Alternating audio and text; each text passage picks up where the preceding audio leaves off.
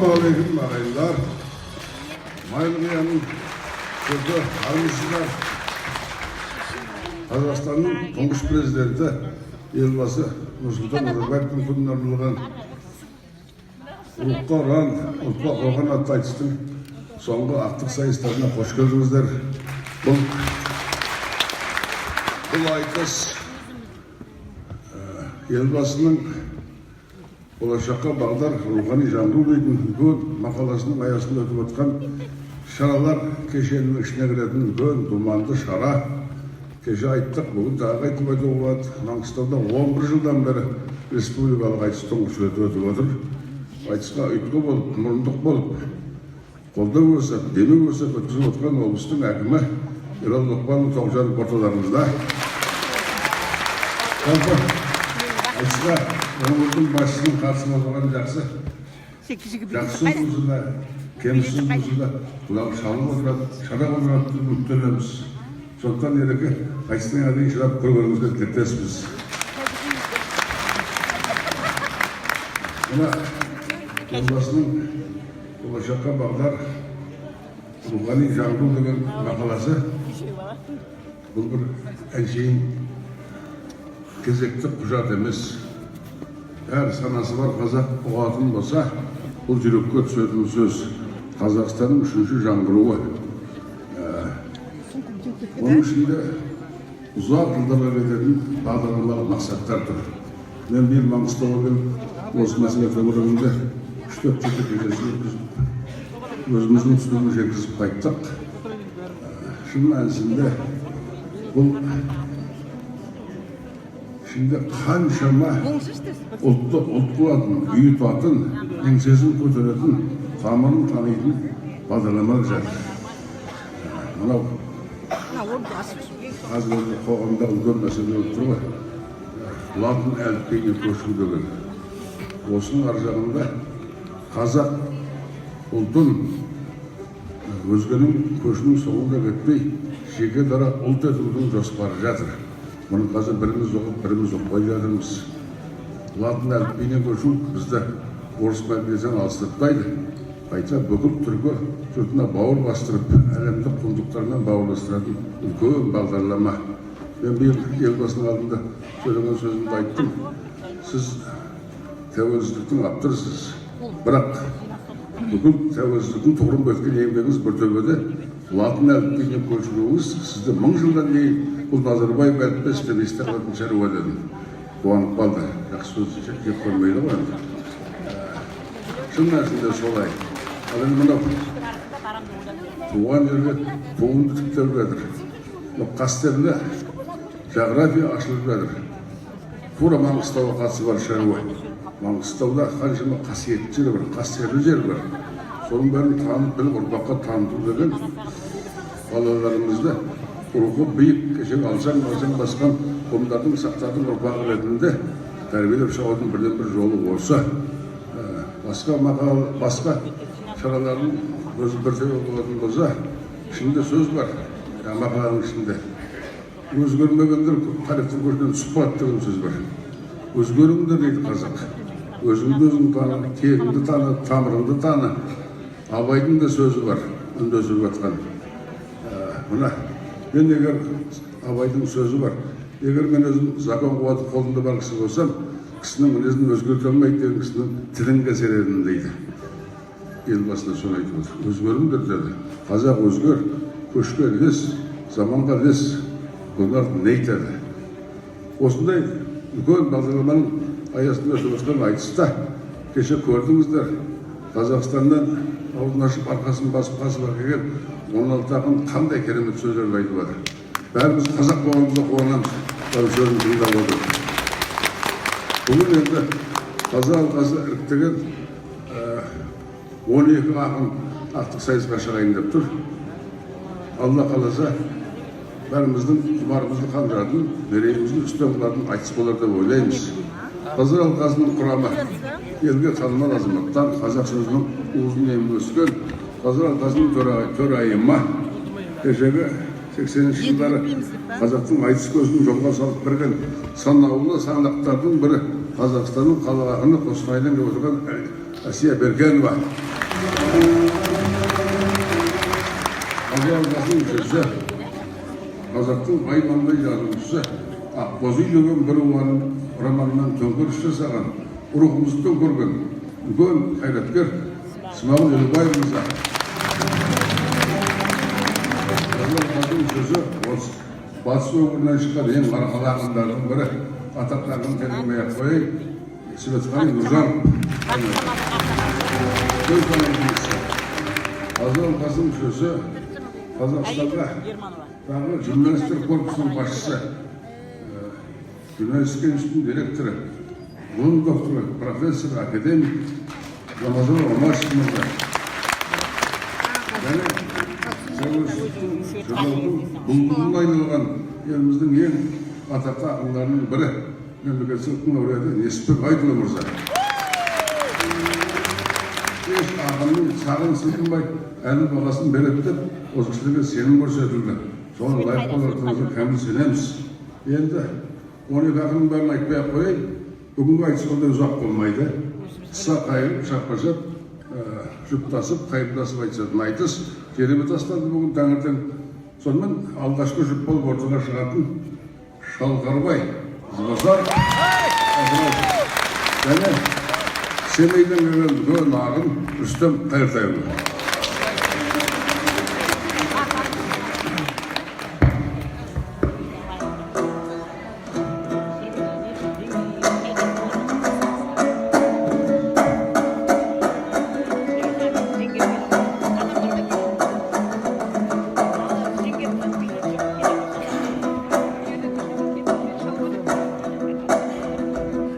Миллатқа Маңғыстаудың айқаяқы атыл гүлі, ұштасқан парасат пен батылдығы, баһадүр батырлардың мекенісің, алашым деп шығатын ақыр күні. Жақұтты жыраулардың өлкөсісің, алтыннан асып кетер ақыл құны. Негізі қара дүрсін батырлардың, қара сөзбен болмайтын татулығы. Немесе ағыл тегіл жыраулардың, батырлықпен болмайды жақындығы. Алтындағы марғасқа жыраулардың сөзінен сезіледі батырлығы. Дәл солай атқа қонған батырлардың, халықтың аузында жүр ақындығы. Өзерді көре алмастың іші жанса, кісілер сескенбейтін сұсы болса, қалай мықты болмайды мұндағы жұрт, Тәңірінің тартуын түсін алса, жүрегінде ақынның мысы болса, білегінде батырдың күші болса, айқаяғы.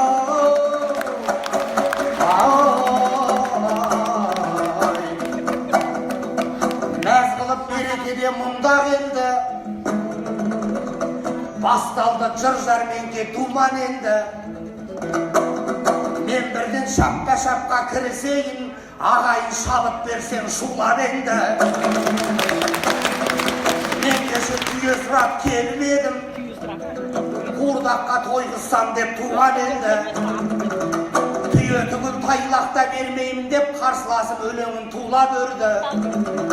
Тілегім қабыл болып бүгін міне қасыма бір өркөшті бура келді. Бұл ғады самолетқа сыймайды ғой, бөлшектеп әкетейін турап енді. Алланың сүйген құлы екенмін ғой, алдыма батпан құйрық тура келді айқаяға.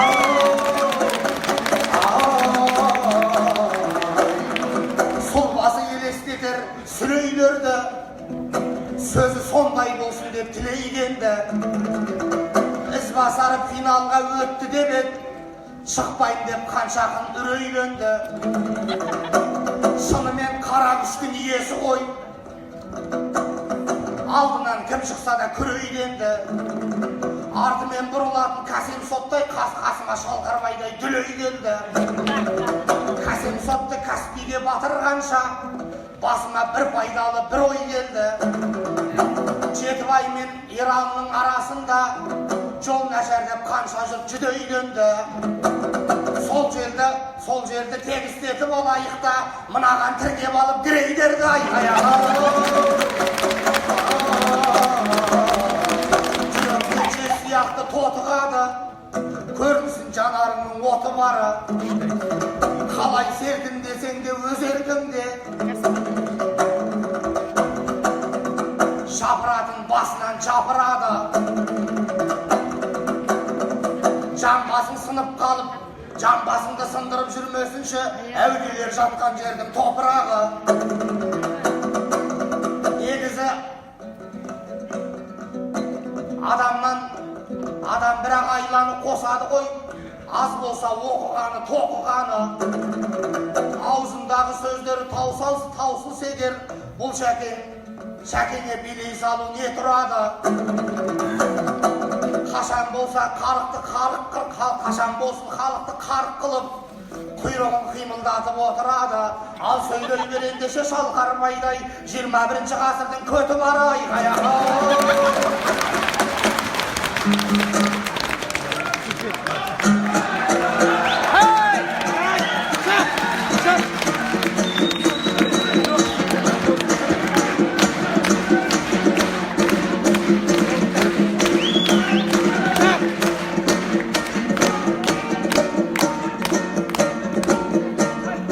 Мен келдім қыздыруға жыраламын, қошемет қылам десең құбаламын.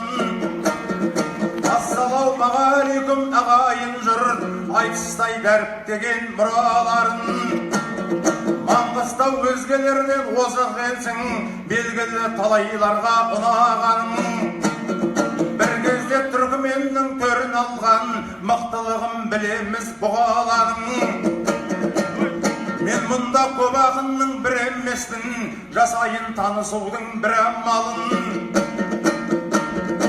Буған апам бұл жаққа тұрмыс құрды, ожақ осы ғой жақындығы шынараның.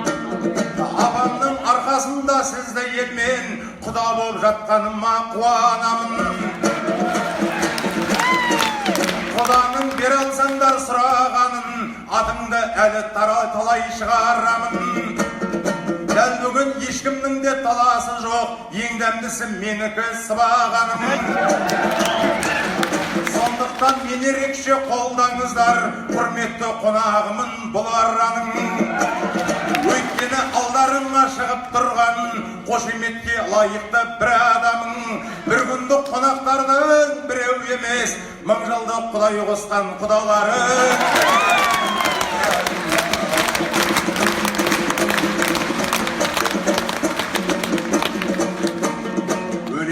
Үміт үзіп бар жанынан, алуға тырыспай-ақ арзанынан. Келе сала бураға теңегенің, кішкене тудыруда залға күмән. Елім мені ақыным деп сеніп отыр, халықтың шығу керек талғамынан. Адам саған бура боп елестей ме, көзәйнектің қарағанда ар жағынан.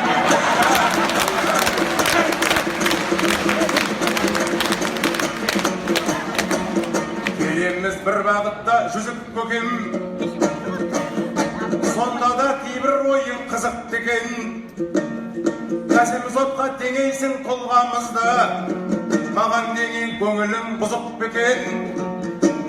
Сен ұқсайсың лупарик мерседеске, бір қыссам кейде қатты қызып кетем. Қасым сот деген атым бар емес пе, бір қозғалсам үмітіңді үзіп кетем. Шошаңдап алдартымнан жүре берме, жындансам бычыт қылып мұжып кетем.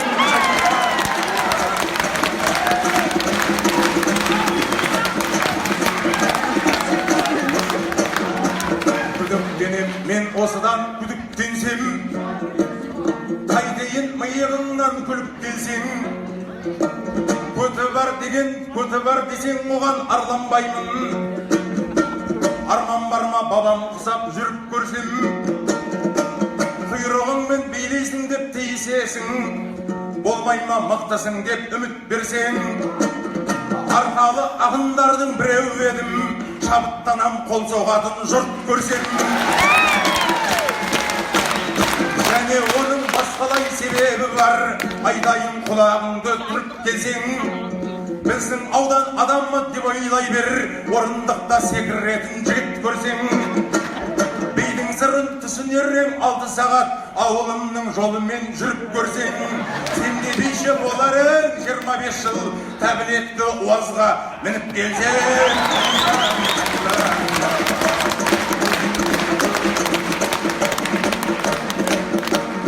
Біз келдік салтанатпен сән құрғалы, өлеңмен ел құмарың қандырғалы.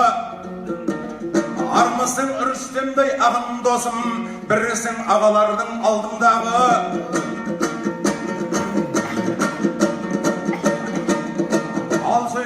Бірісің ағалардың алдымдағы. Ал енді көсіле шап барыңды сал, дұрыс қой кім-кімнің де қам қылғаны. Ауызымда шайналып қалып жүрме, секілді өзбектердің тандырнаны. Аямайтын шығармын бүгін сені, қанша жерден келсең де таң қылғалы. Өйткені маған онша ұнамайды, өзімнен әдемілеу жанның бәрі.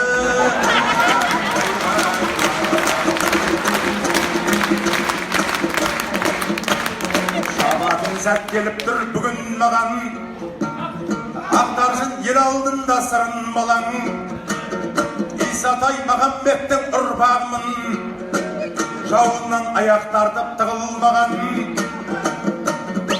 Құлбарақтың 7-ші ұрпағымын, ешқашан намысы ешқашанда жығылмаған. Ал сөйле қасымдағы қарсыласым, аға боп жол сілтесең тіліңді алам. Қанша мықты болсаң да ағасы, ешқандай әсері жоқ мұның маған. Менімен байқап айтысарсың, сырт көзге білінбейді шынында адам. Рүстем, сен мені білмейсің ғой, негізі шындап кетсем жыным жаман.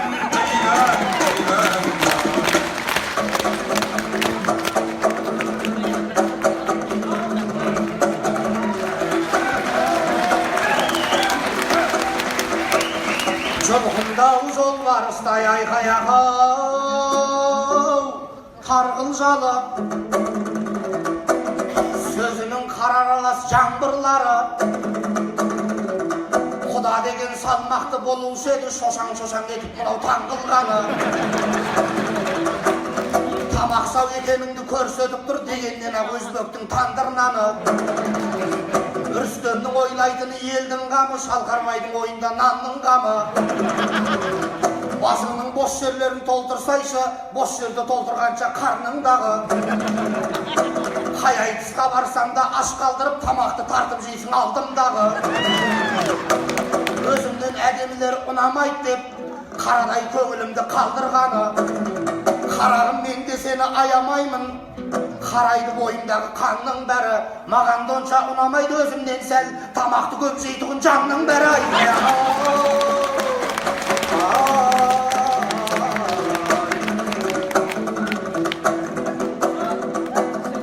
Бірақ бұған жамандық қаламайсың, бауырды қалай шіркін алалайсың. Қашан болсаң қарсы алып құрақ ұшып, Рүстемді көкелейсің, ағалайсың.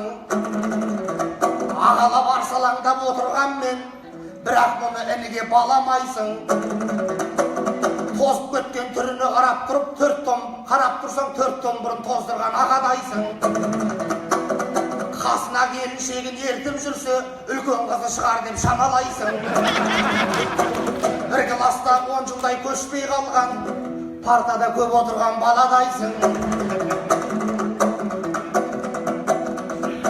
89 жылы туғанмын деп, жастардың да айтсын жағалайсың. Сен осы 69-да тумадың ба? Ағайын, сен де солай жобалайсың.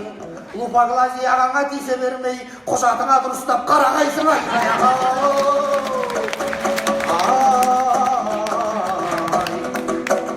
Қалжыңды қатырамын мен де көкем, әзілді соқпақ қылып термелетем. Мен саған бір жағдайды баяндайын, тарихата көзімен көрген екен. Мен айтқан оқиғаның өткен уақыты 30-шы жылдардың өрнек екен. Сонда бір қарапайым қойшы қазақ Сталинге әкесіндей сенген екен. Сенгені соншалықты кенже ұлына Сталин деген есім берген екен. Ертесінде қызметі өсіп өтіп, оның жақсылығында көрген екен. Bir күні аяқ асты отбасына қызыл комиссар КГБ келген екен. Әлгімен әңгімелесіп отқан кезде есіктен үлкен ұлы енген екен. Ерке Сталин бұзық болып жылап жатыр, ұршы деп әкесіне төнген екен.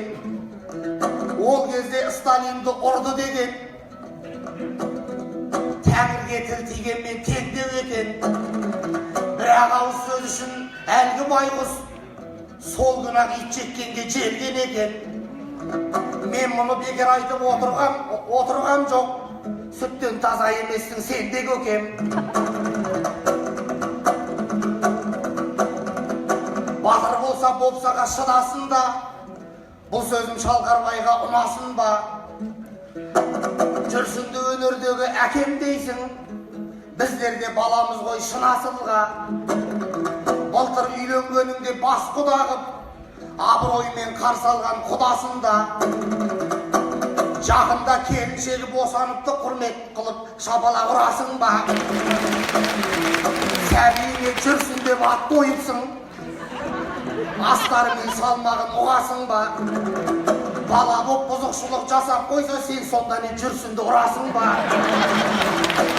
Үлкен жүрсін баспайге бермей қойса, кіші жүрсіннен өшіңді сығасың ба? Үйінде не істейтінін білмейсіз ғой, жүрсін аға сенбеңіз мұнасың ба? Қазір бала болған мен өскен кезде өзіңе қиындау ой ырасында. Іштен шыққан балаңның баласы болып, әкешім деп қызмет қыласың ба? Оны қойшы үйленгенде келініңе Маматай қош келдің деп тұрасың ба? Айқаяға!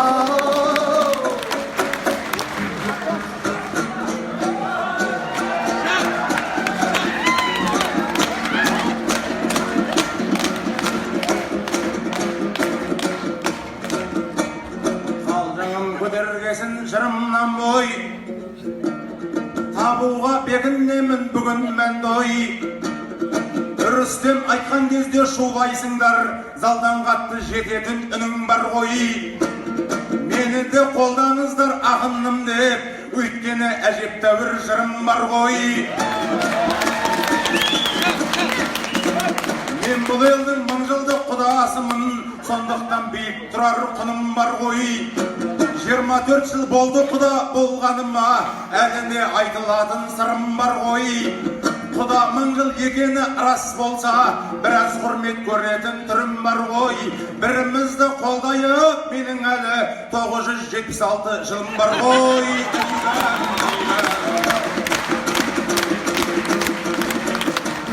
Үзбейді таяқ жемей бала жаста, оны айтып нағыламыз бара алашқа. Балаңның келіншегін не дейсің деп, тым ерте қиял қуып қара баспа. Семейден сен келмей-ақ реттейміз, семейний шаруамызға араласпа. Жазғасын көкірек деп бір сыргерім, ол рас балам атын жүрсін дедім. Жүрсін деп қойсам егер Ермановтай, қазақ үшін қызмет қылсын дедім. Өнердің өлмеуіне үлес қосып, өлеңнің құдіретін білсін дедім. Мақтан сенген жастардың бірі болып, елмен бірге қайғырып күлсін дедім. Қысқасы бұйырғаны болады ғой, бастысы аман есен жүрсін дедім.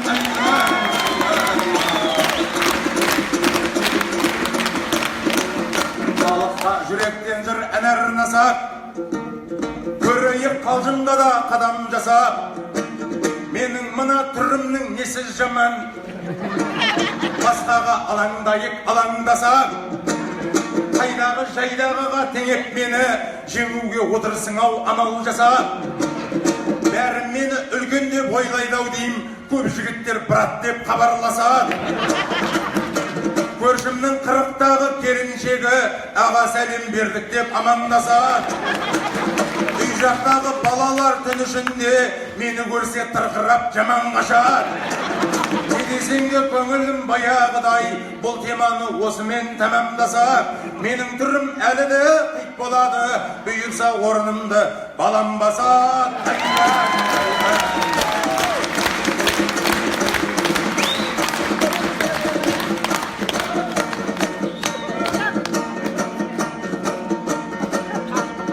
Шықтық білек түріп балуандарша, айтсайым басқа да шаруам қанша. Тақырып біздің тұңғыш елбасы ғой, жырлайын тыңдайтұғын жандар болса.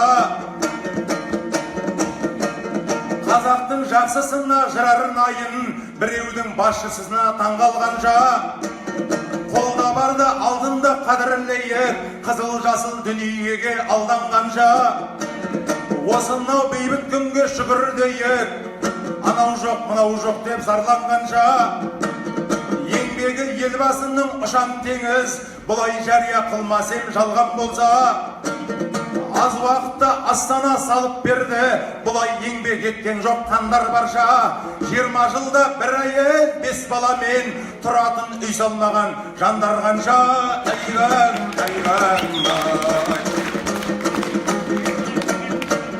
Рүстем жыр тұлпарын сүріндірме, бауырым ұнамайды жырың кімге. Қайыртай туған әкең атақтағын, көпшілік сол кісіні біліп жүрме. Апта бұрын сол әкеңе жолыққанмын, ешқандай жалған емес мұным мүлде. Шалқарбай сен негізі мақтағынсың, деп еді көрерменді түңілдірме. Бәрібір сен жеңесің деген еді, жұп болып шықсаң дағы бүгін кімге. Шамасы осы сөзін айтар кезде, жұптайтыным білмеді-ау ұлым кімге. Әкеңнің айтқан сөзі рас болса, бауырым осы бастан жығылдым де. Байқамай мына мені жеңіп кетіп, әкеңді өтірікші қылып жүрме.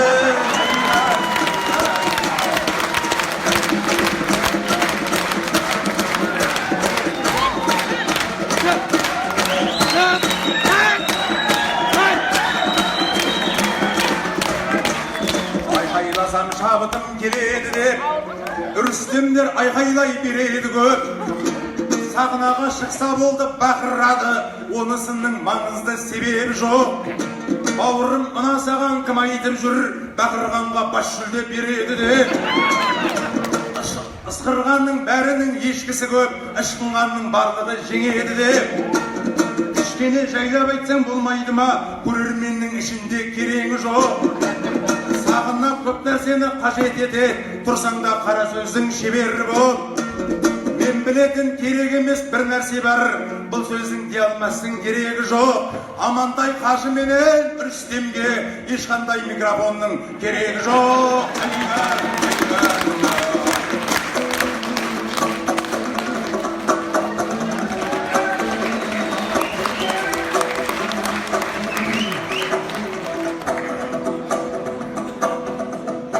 Шәке шының бабылай қаяқау елесің бе, жоғайлы құлағынан тебесің бе. Әкеңмен жолыққан қызық боптау, өтпелі өмірдің бір белесінде. Таңдайдағы сөз емес тағдырыңда, маңдайдағы жазудан көресің де. Әкеңді өтілікші қылмағым деп, бөркіңді аспанға атып көп өсірме. Адам емес Алланың қолында ғой, жеңілесің бе әлде жеңесің бе.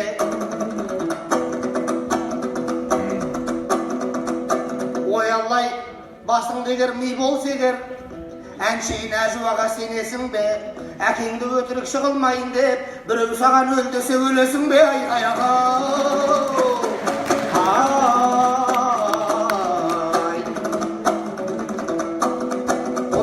Нұрым жері, абыл жері, шалқарбай шайқасамын тағыл кері.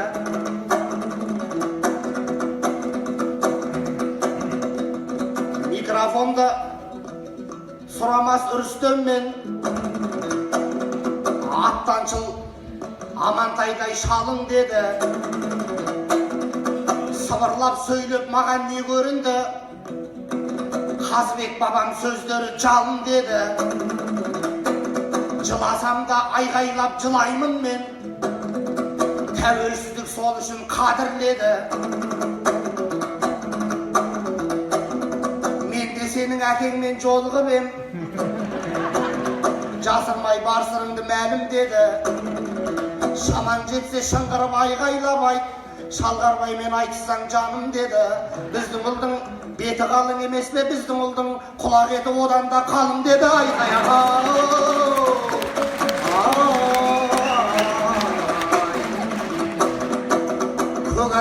көре алмай көгергенді көк дегенді. Мініп ап шолақ құйрық көктен өнді. Әлі арандататын адамдар бар, тып-тыныш шаруаларын еткен елді. Шалқарбай айғайдың әр түрі бар ғой. Мен соны түсіндірсем ет дегенді. Көшеге алып шығып көрінгенді, айтатындар бар екен кет дегенді. Демократия деген сөз дүмпу жасап айғайлап сұрау мекен жетпегенді.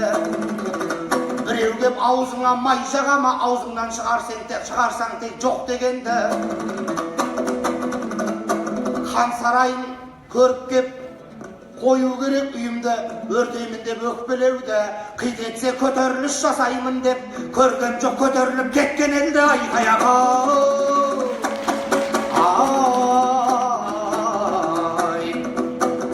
дейтіндер орда жаман, сарай жаман. Таңның қадірін білмейді арайлаған. Бұдан жақсы болсақ деп армандаймыз. Ғажап өмір сүргенді қалайды адам. Қазір жаман заман қиын деп ел айтады. Жөн болар айтар сөзге абай болған. Заманы бұл заман қашан оңай болып еді, сақ пен құнның кезінде солай болған. Заманы оңай болса түркілердің неліктен аттан түспей жау айдаған. Заманы оңай болса Абылайдың дат айтып Бұхар неге маңайлаған. Заманы оңай болса қазағым деп зарланып өтті неге Абайданам. Заманы оңай болса Ахметтердің оларды ит жеккенге неге айдаған. Заманы оңай болса Мұстафадай неліктен шетте жатыр талай бабам. Заманы оңай болса Әуезовтің неге олар Мәскеу жаққа қарайлаған. Неліктен қанша қазақ аштан өлді, 77 атасы малайдаған. Сондықтан заман қиын дейтін кезде жөн болар алдыменен соны ойлаған. Тарихтан таразылап көріңіздер, кімде қиын ал кімде оңай заман. Айқаяға жырлар естілгенде жібек құсап, сезімімнің қылы шіркін діреткі шақ. Еңсеге ер алдай ағамызға ақындар айтпайды ғой тілек тұсап. Маңғыстауды биікке көтеріңіз, шаңырақты көтерген тірек құсап. Мынандай халық үшін қажымаңыз, Иса мен Досандағы білек құсап. Елдің бәрі шырт ұйқыда жатқан кезде сіз қимылдап жүріңіз, тұрыңыз жүрек құсап. Күз келгенде жүзіңіз жарқын болсын, жаз бойы жере аударған күрек құсап.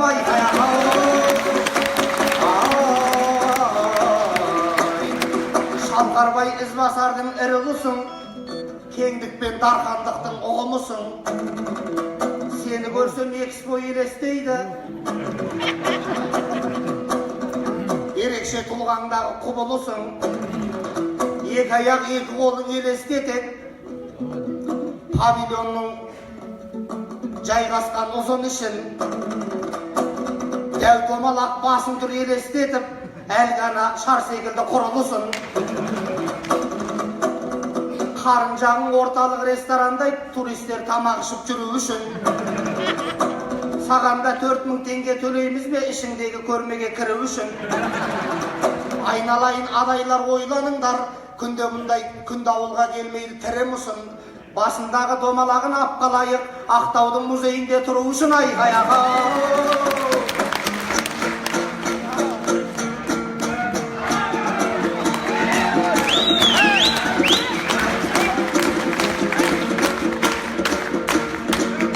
айтпай қолыма толғайсың, ерекше болғаныма қуанғайсың. Асқазаның ұқсайды деп асханаға, шамасы әсірелеп жырарын айсың. Ішіңді бір көремін деп қалдың ба, сол сөзіңді есіңе бір алғайсың. Жарайды көрем десең көрсетейін, әйтпесе көп нәрсені ұға алмайсың. Өзіңді екі шайнап бір жұтайын, ішімді бір көруге құмардайсың. Бірақ та бір нәрсені ескертемін, кірсең қайта аттың басын бұра алмайсың. Басқа бір варианттарын қарамасам, кірген жерден қайтадан шыға алмайсың.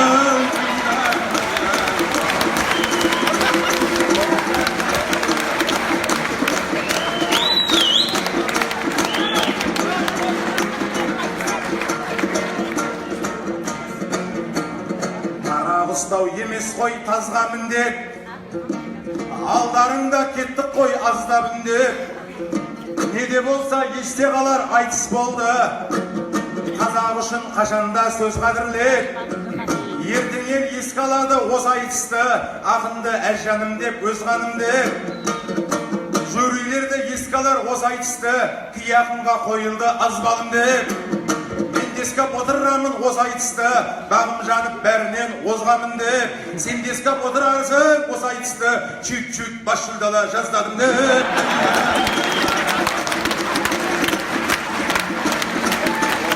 Әнжір кеуде сандығымыз, халыққа жырарнайық әрбіріміз.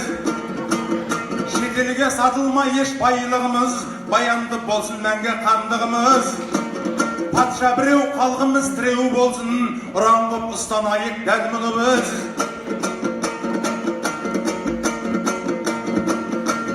Тәңір берген тәуелсіздік тұғырлы боп таймасын, тар жолда тағдырымыз. Айтыс сүйер ағайын сен аман бол, арайлы бола берсін әр күніңіз. Үрістім ақын досым сен аман бол, таусылмасын татымды әнжіріңіз. Bir adamға бауыр деген, кешегі тектілердің қалдығымыз. Шетпенің балшығындай ең бастысы, бауырмал болайықшы барлығымыз. Ағайын орындалсын арманыңыз, арайлы ата берсін таңдарыңыз. Жасай бер Маңғыстаудың маңғазелі, аман боп өсіп өніп мал жаныңыз. Үрістем ақынмен де айтыстық ау, дәл сәйкес келмесе де салмағымыз. Сіздің де Шалқарбаймен айтыссам деп ойлаған орындалды арманыңыз. Қасымдағы Үрістем ағам қосап, биік болсын қашанда талғамыңыз. Ағайын Шалқарбайдың денесіндей, ірі болсын келер ұрпақ балдарыңыз.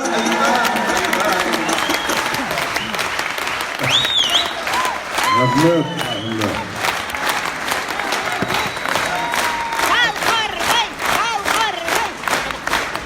Жақсы, сіздер ойлайтынсыңарсыздар, айтыстың ең тәуелді Алматы мен Астанада болады деп. Мұндай айтыстар Алматы мен Астанада болып өткен жоқ. Рүстем Қайыртайұлы, Семей, 39-2-10. Шалқарбай, Ізбазар, Атырау, 29-3-10.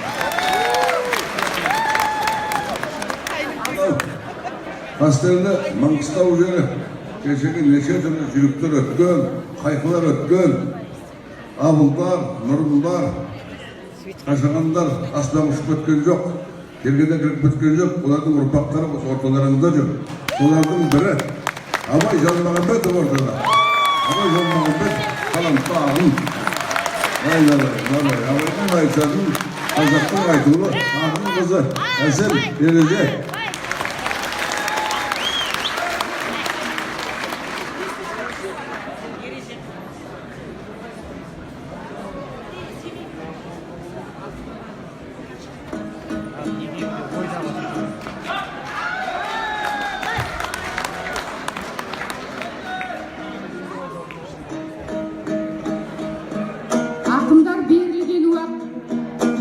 Ақындар берілген уақытқа тырысыңыздар, өйткені әрі де айналым болады ғой, сондықтан уақытқа сыйыңыздар.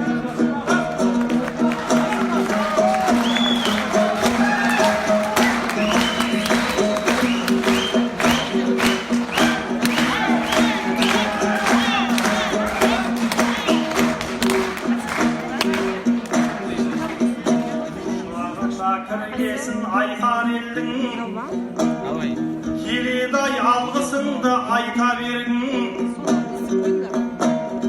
намысы таудан биік Маңғыстауға шабысы ұнағандай Тайтөбелдің жеткізбесем өлеңді жарылармын өткізбесең финалға қайтер едім қарауыңа ап жатсаң мен болайын самалыңа тербелген бәйтерегің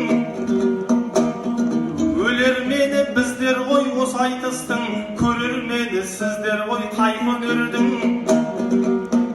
тұлымын желбіретсең тұлпар ғой деп қылығын көрсетпеспін сайқал ердің жабынып кеше Аллаға дұға қылдым сағынып мейірімін байтақ елдің қазығын шырайын алған арғымақтай дүбірлетіп алдыңа қайта келдім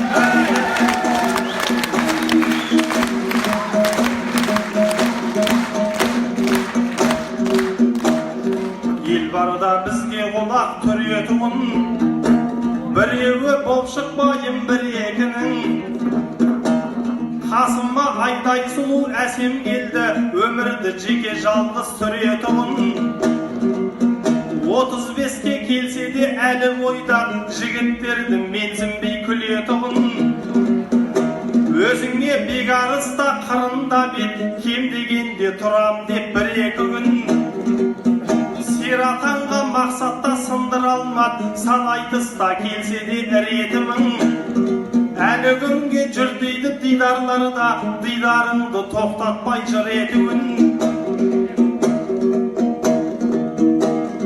ал сен болсаң біреуін назар қылмай қоймапсың сезімдерін құр етуін 15 жылдай келесің осы өнерде айтыстың серік қылмай бір өкілін әй мен бірақ несіне тартынайын середім қызға сөзі жүретұғын ішім сезіп келіп тұр бүгін мені әсем қыздың назарға ілетін себебі шығыс жақтың қыз емес пен абайлардың қадірін білетін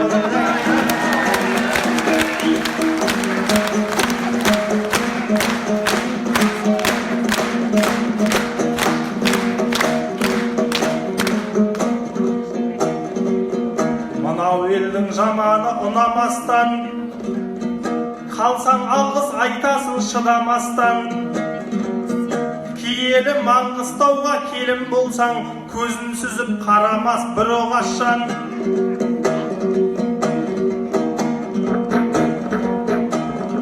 ақжаулықты ана боп жамыласың салтым мен дәстүрімді сынамастан шұбатты шелегімен сапырасың түйе көрсе жан болмай тұра қашқан кекілбайып кемеңгер туған жерде жарты өмірің өтеді жыламастан сабырсыз бет қалиди тірәбіздар көзім сөзімне келін қылар құлақ асқан марғасқа меліске де шай бересің Маңғыстауға жырымен мұра қосқан батырлардың жерінде батыр ана боласың құрсағымен құнар асқан адайларды көбейтсең командасын ел бөлесің болмай ма сірә қосқан қалың малсыз қалам деп уайымдама байылы мен байиды құдаласқан ағайын енді осыған көндікпесе ереженің болмай ма қыз адасқан тездетіп жан жарыңды таңдамасаң жалғыз опа таппассың мына жастан абайға ел адайға келін болса әсемге бақыт бар ма бұл адасқан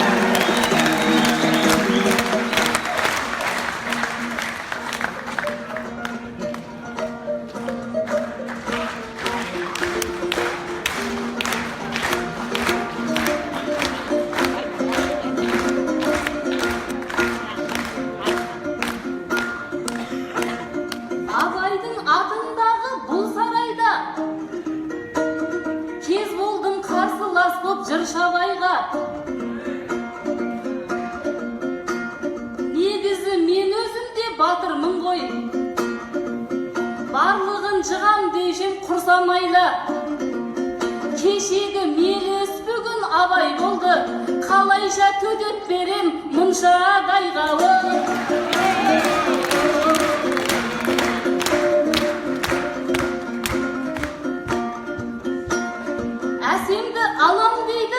алақай кеп балақай топқа түсті қаратай боп кеп қалған 35-ке бұл жасында балаға тисем бекен алақай деп жұптады екеумізді сақына дөп бұл абай дайын оғын атып әлек жар қылып аламын деп таңғылдың ғой дегендей кез келгеннің хақы бар ед сыртында сақынаның ақыл сұрап апатай деп тұрушың тақуа боп апасын аламын деп желпінетін бүгінгі балаларда пәтуа жоқ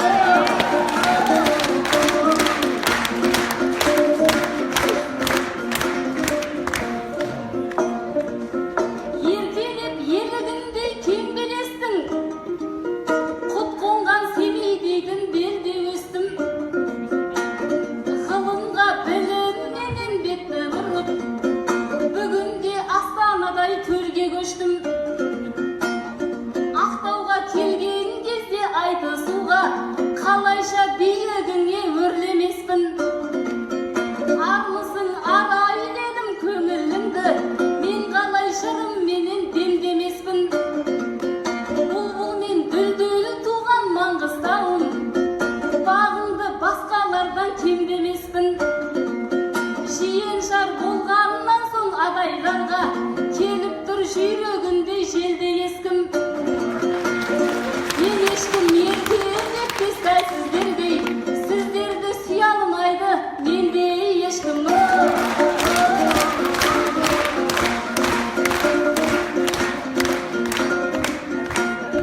бұл елде абыл нұрым аты қапты ақтанның жырмен жазған хаты қапты жырларын қашағанның қарасаңыз халқыңның әр қадамын бақылапты сайраған небір шешен көсем туған Маңғыстау өлкесің-ау бақуатты төбеміз көкке жетті көрген сәтте жыраулар жырға қосқан атырапты біз неткен бақыт дедік басып тұрған әбіштей дана туған топырақты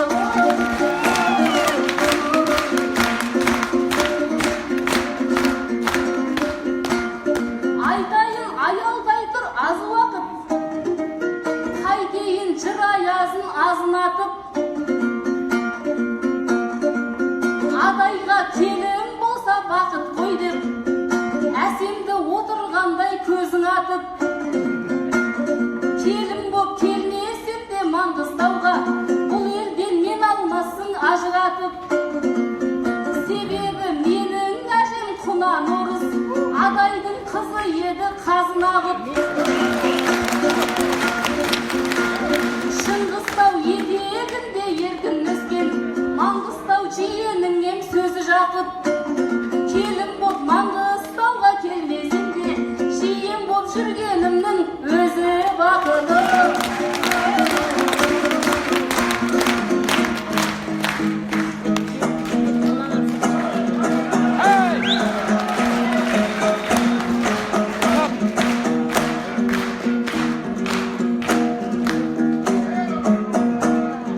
сөйлейін кезегімді бере тұрсаң жарамас жаныңызда тек отырсаң мен едім Маңғыстаудың сал серісі сұлуларға өлеңін өретін сан алам десем жиенмін деп отыр ғой қайтеді 20 минут көне тұрсаң әжең адай болса егер жиен емес жиеншарысың болады бер отырсаң пәтуасыз дедің бе не қыл дедің қасыңа сенімменен кеп отырсам пәтуаға көнбейтін өзіңсің ғой сүйекті жаңғыртайын деп отырсам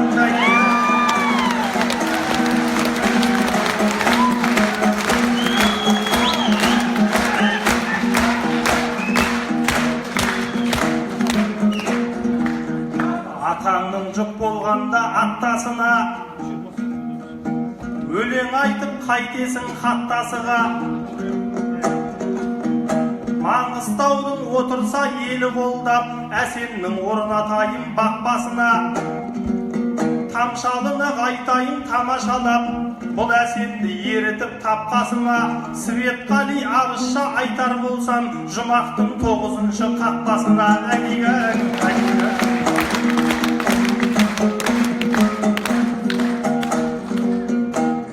Сөйлейтін уақытым дөп келгенде, елдің жайын айтайын еппенменде. Көнегөз қариялар осында бар, ат салысқан ел рухы көк көрлеуге. Әр қазақты жалғызым деген сөзбен көш бастауды үйреткен көп керуенге. Патшамыз да қайталап осы сөзді қанша мәрте сөйледі өткен елге. Елбасы сөзін ұран қылып жүрсе, сабырды болады ғой тектерденге. Бар қазаққа осы сөз ұран болса, мықтылар жете аламыз жеткен жерге. Ал енді не табамыз, не ұтамыз, қорушылық деңгеймен шектелгенде. Сабыр дел осы сөзбен сабыр дейді, сұрасаң өткеннен де кеткеннен де.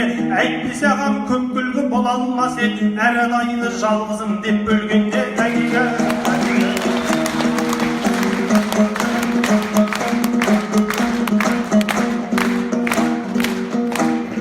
Әсемнің жауабынан шошынып ең, додаға мен жақында қосылып ең. Бұйырса мен айтысып кетемін ғой, жүкеңнің ілесіп ап қосынымен.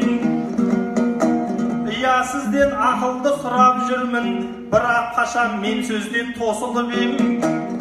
Сұрасам әдейелеп сұраймын ғой, жүрегіңнің кірсем деп есігінен. Намиокты түсінбей жүрсің бәлі, әсемнің осал тұсы осы білем. 35-ке келгенше бойдақ жүрсің, ымға түсінбегеннің кесірінен.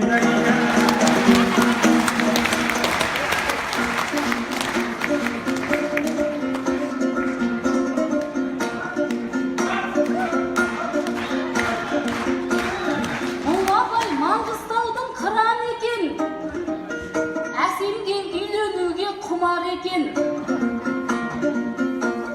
Рухани жаңғыру елбасының жолдаған болашаққа ұран екен. Ал мен болсам сүйекті жаңғыртам деп, ентігіп сөйлеп отыр мына көкем. Рухани жаңғыруды кей адамдар сүйекті жаңғырту деп ұғады екен.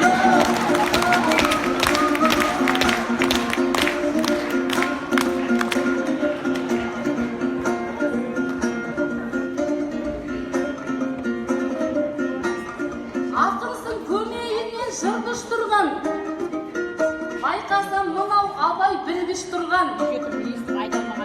35-ке келгенше бош жүрсің дейді, үй ішін абысындай қырлыстырған. Ол менің шаруам ғой айналайын, мұндайға араласу қылмыс тұнған. Құдайым бұйыртқан күн үй болармыз, жарамас қаққаламай күнді ышқынған. Болмайды игіліктің ерте кеші, мысалы тұлғалар көп үлгіс қылған. Хадиша анамыз да 40-қа кеп, Мұхаммед пайғамбармен тұрмыс құрғаны.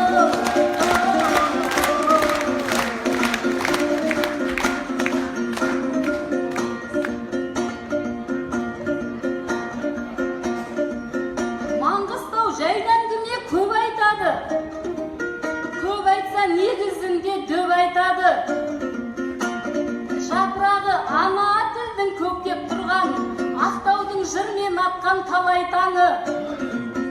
Астана Алматыда әлі күнге көздерін ана тілге алайтады. Әйгілі Петропавл Өскеменде қандастар жүрегіңді қарайтады. Өз тілін өз ұлындай қастерлеген әсемін сіздерге алғыс молайтады. Жер бетін қазақ қаптап кетер еді, Қытайдай көп болғанда адай саны.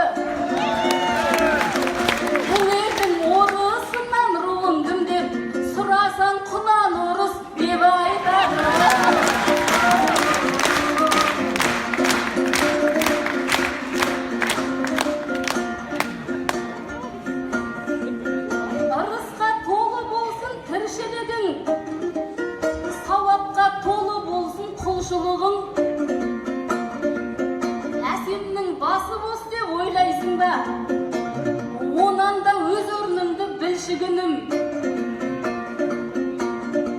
Тезірек теңін таппай үйленбесе, өтейді өткен күннің кім шығынын. Үйдегі жасы жеткен анасына қашанғы жудырады кір шұлығын.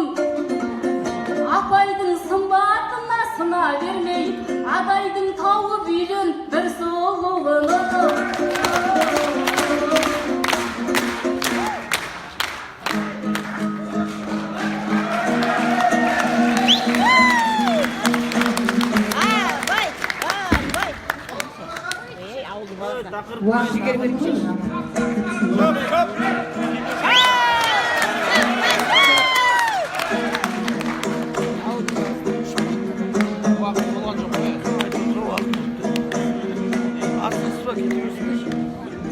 Айттың ғой адайларға сыйың жайлы, тимеймін деп отырсың жиындайғы.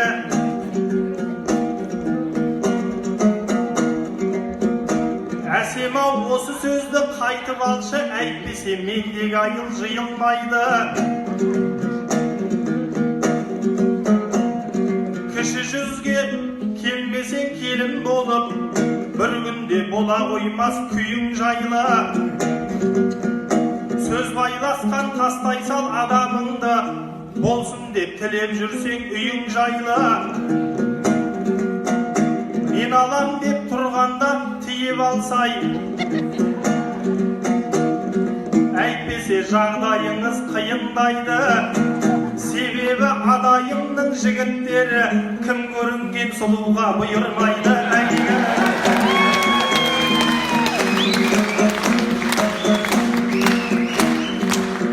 Жұрт алдында сөйлесең жағашыла, бір жайды айтайыншы алашыма. Әсия апам келіні кіші жүздің, талантымен танылған даласына. Әсемжан үлкендерді үлгі қылсаң, апамның жетер медің бағасына. Әсиядай апамның әсемдерге жолын берсе кетер ет жарасы бә. Әйтпесе жиын құлға қор боласың, бүгінгінің айналып сарасына. Осы менен ағайын қош болыңдар, жиылған қарт Каспийдің жағасына. Айналайын Әсемжан, сен де аман бол, жаманның түсе көрме жаласына. Бірақ сен ойланарсың, толғанарсың, адайлардың келгенде арасына. Басыңа қонған бақыт болғалы тұр, бұйырсаң байұлының баласына. Себебі міне өзің көріп отсың, игілік ізгіліктің мәні осыда. Кіші жүзге келін болған қыздың бәрі айналап алталаштың анасына.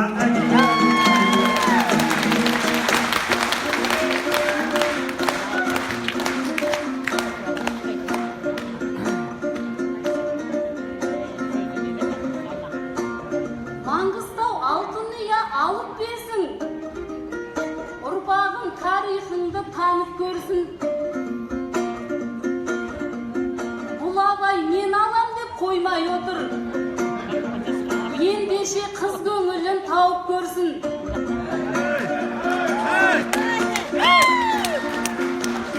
Абайы Маңғыстаудың құда болып, абайдың ауылына барып көрсін.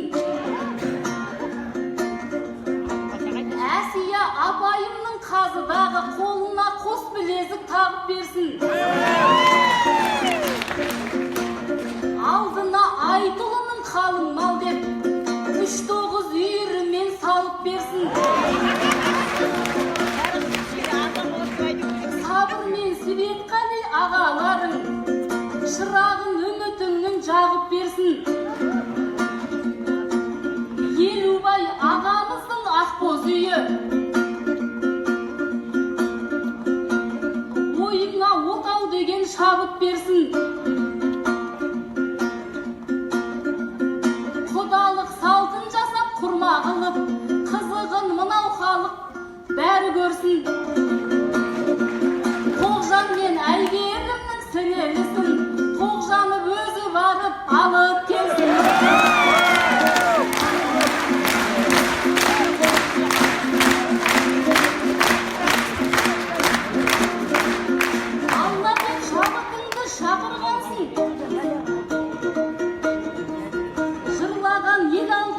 батыл жансың. Ақтаудың аялаған ардақтылы, ақиқат жебесі боп атылғансың. Мен сендей жігіттермен мақтанамын. Өлеңнің сарғымызын сапырғансың. Өшпейтін өлеңіңмен жырыңменен, өлмейтін ізіңменен хатың қалсын. Ұмытпай ұрпақтары қастерлейтін, тарихта қашағандай атың қалсын.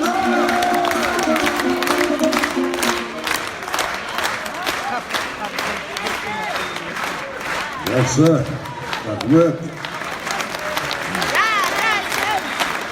Бүгінгі айтыстардың қызуы жоғары болып тұр ғой.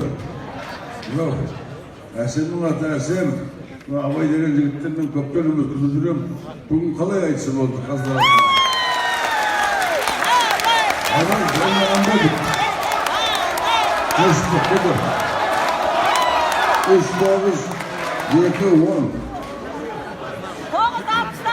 Әсем Ереже қызы. Астана.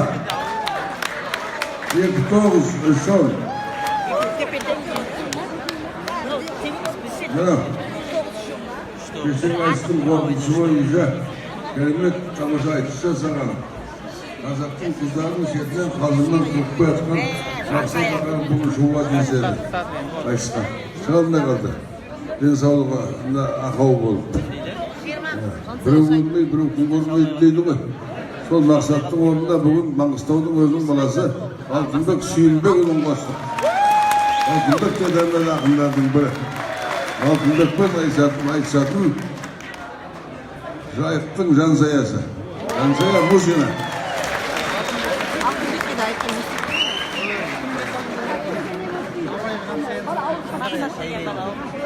Ортаға ойлы өлеңді тастап жүрер, ақындар қай кезде де асқақ жүрер. Честный айтыс болсын, біздердікі местный жігітсің ғой, бастап жүрер.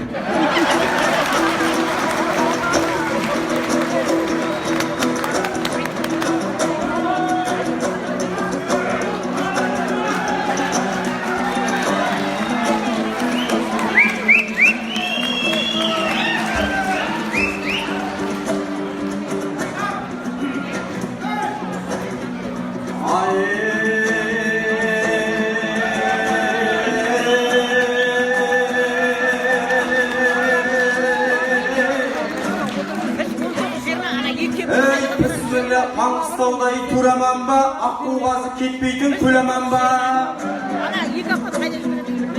Бейсенбіде пісірген жеті нанын шалдарға бет сипаған еламан ба. Қаралданың ұрпағы болғандықтан күресімді бастайын мен одан да. Қош келдің Маңғыстауға жансаяғы. Несібе аямасын сенен Алла. Екеумізді бұл халық тең көреді, халықтың көкірегі терең арна. Ассалаумағалейкум, қайта келдім. Кең қолтық байлығы ян еламан ба. Ақыныңа қолпашың шап-шап деген даусың жетіп жатсын Тегеранға.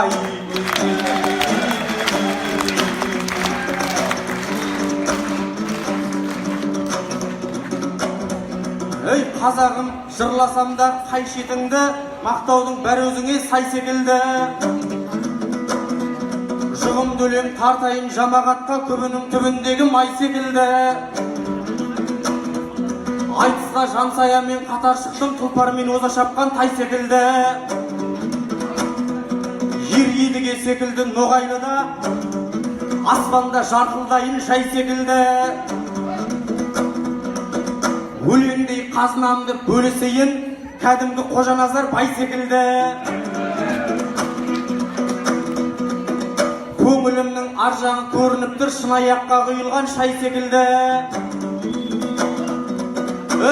Халқым ықыласыңнан қуат алам, күннен жарық алатын ай секілді.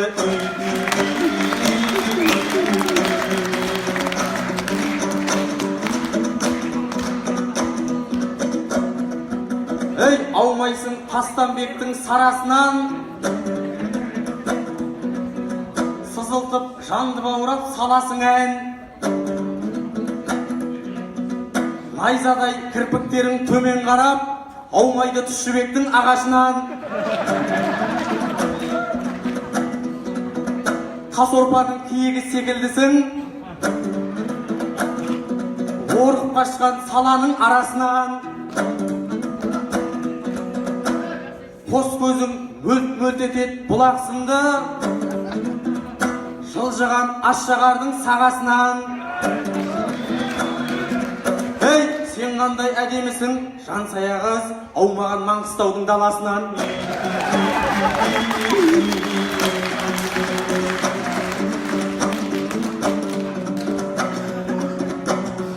Ей, шын батыр, шын тұлпар айтыс болса жетіледі, қарасын жансаяның беті бері. Қасқырдың біреусің айтыстағы, сенімен шыққан жандар өкінеді. Қыз емес қыздың аты қызыл балық, Каспийде қызыл балық секіреді. Бабаларым балықшы болған еді, қанжыға байлары менің ретім еді. Ей, аузын ашып отырған қасыңдағы аума түсірген бекірені.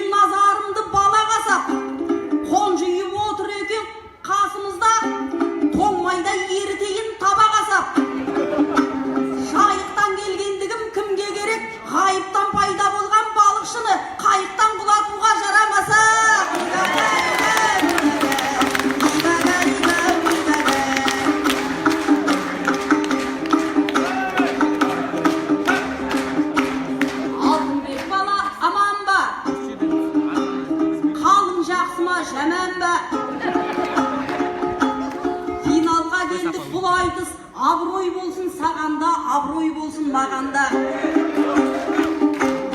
Өзіңе бүгін сыңармын, өнерге жастай құмармын, өлеңге жастай құмармын. Тас түйіп тілмен келсең де қасқиып қарсы тұрармын. Сақтардан қалған сақталып, тұмардан қалған тұмармын. Жапырайын ба қоғадай, жағып алайын ба арадай. Үрпейіп отсын қасымда, үлкендер кетіп қап үйдегі жалғыз отырған баладай.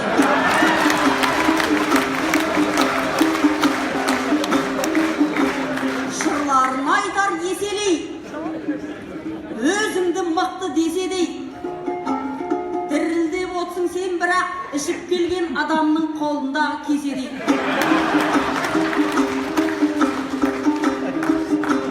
Көрейін қалай шапқанын, атырар мекен ақтаңын.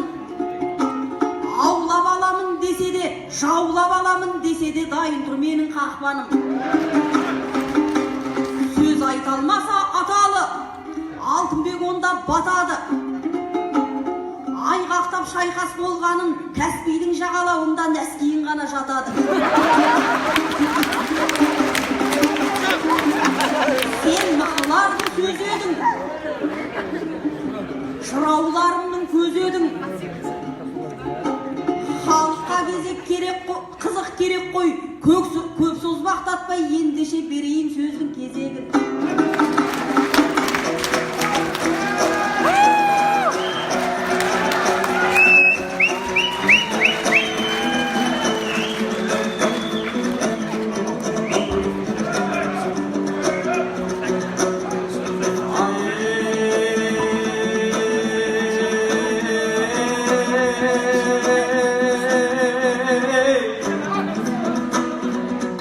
Қарсы шығып өнердей дәруіммен, айтыстым жансаядай аруыммен.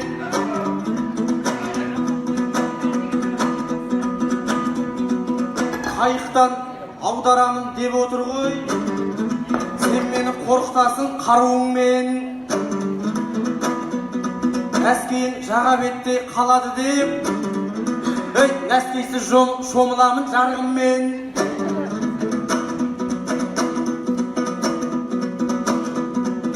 Мен кеше Баку жаққа барғым келді, ертіп ап Үрістемдей бауырыммен. Теңізден неше жерден құлатсаң да, Ақтауға қайтып келем кәміріммен.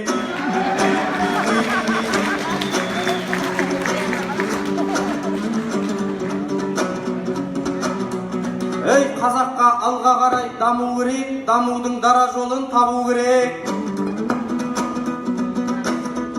Маңғыстау балалары өсіп өніп, шетелден ілім-білім алу керек. Меңгеріп нанотехнологияны Гарвард пен Оксфордқа бару керек. Әрине, бәрінің мүмкінді жоқ оғанда, налыса осын ойлап налу керек.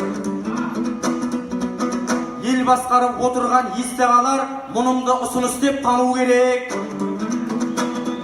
Шетелдік университет филиалын Ақтаудың ортасынан салу керек. 30 елдің қатарына елу үшін біздерге білім деген қару керек. Түтінің түзу шықсын десең елім, дұрыстап отыныңды жағу керек.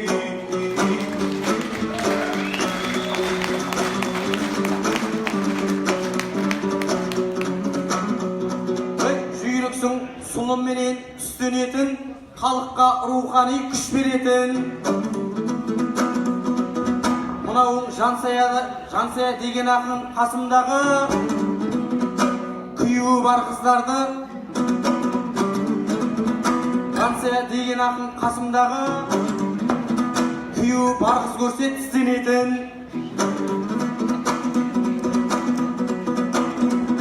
Қатарыңның барлығы тұрмыс құрды, кезіңге екі барып үш келетін.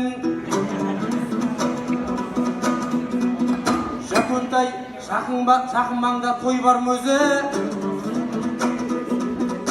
мезгіл жетті қар жауып қыс келетін. Бір қыз кетсе 40 қыз түс көруші еді, ал сенің түрің жоғау түс көретін.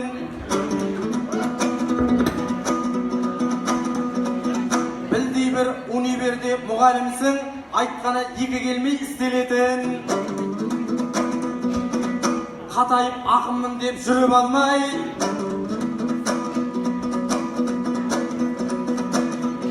қатайып ақыммын деп жүріп алмай, жұмсақтау болғайсың тек кішкенетім. Бүйте берсең құшақтап қаласың ғой, биология кабинетінің скелетін.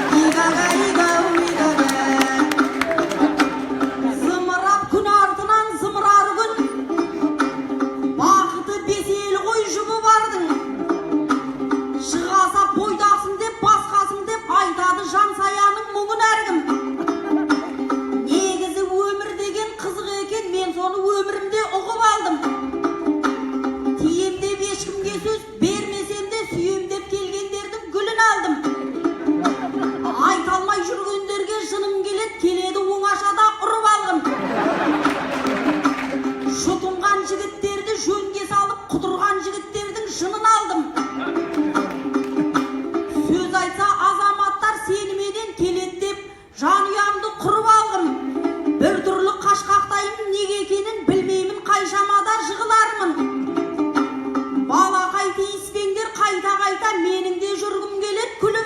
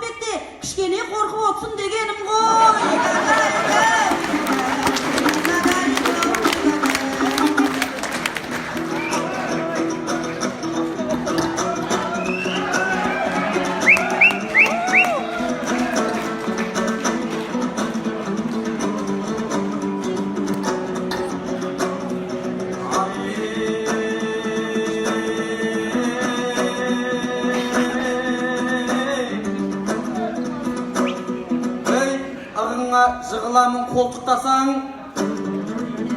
қалайша мен өзіңнен қорқып қашам. Келіп тұр Маңғыстауға жан саяғы, келсең де Ақжайықтан жортып қашам.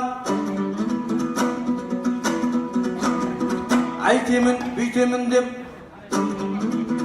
отырысың, болама өз-өзіңді зор тұтпасаң. Ей, мен сенен қорқайын деп отқам жоқ, іскелет жігітіңмен қорқытпасаң.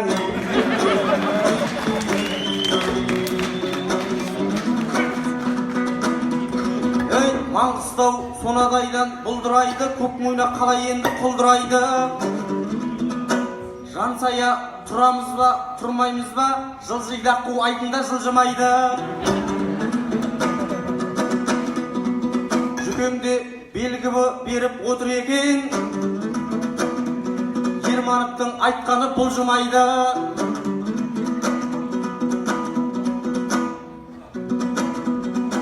Қонақ боп тағы айтамын, кел біздің жерге,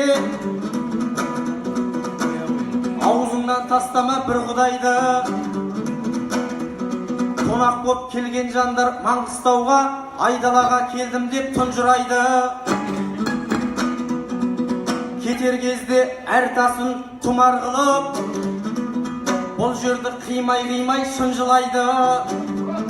Ей, келетін кезінде де бір жылайды, кететін кезінде де бір жылайды.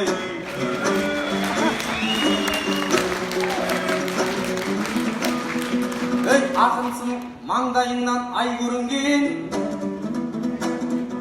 айтыстан қош жасайық бай көңілмен.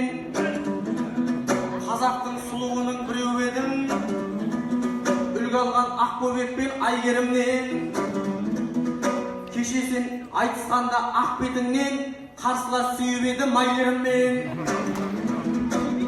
Ей, қош жасарда мен де бір сүйінші, қап-қара Шалқарбайдан қай жерімге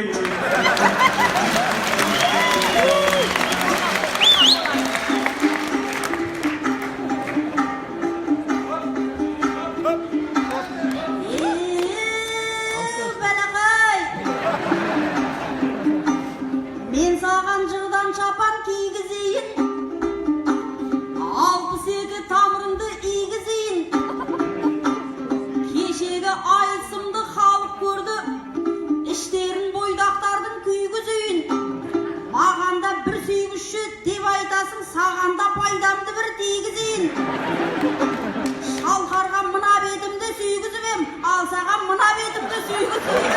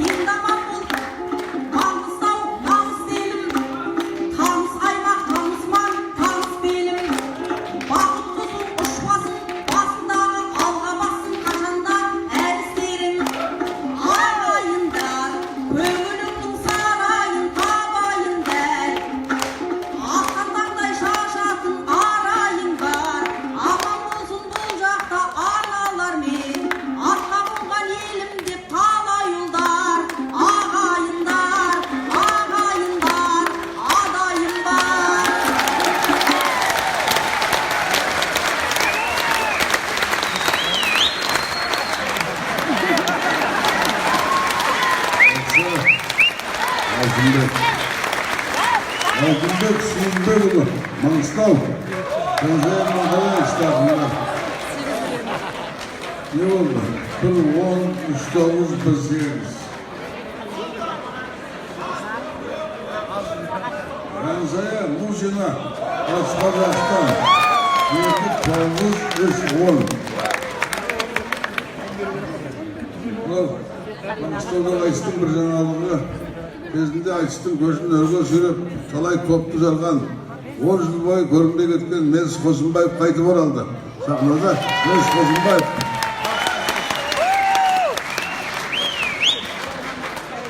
Осы ақындардың бәрінің кеше Меліспен айтысқысы келді. Неге екенін сен білмеймін. Мелісті оңай көрдім ме, қарайып қалды деп ойладым ба. Бірақ соның ішінде Меліспен табан тіресіп айтысында тұрған айтыс ақындарымен жүріс теміршілердің халықаралық одағының өзінің қызметкері Алматыдан келіп тұрған Ұлаттау дәстүрлі өнер театрының айтыскер ақыны Шұғайып Сезімхан, Моңғолия, Қазақстан.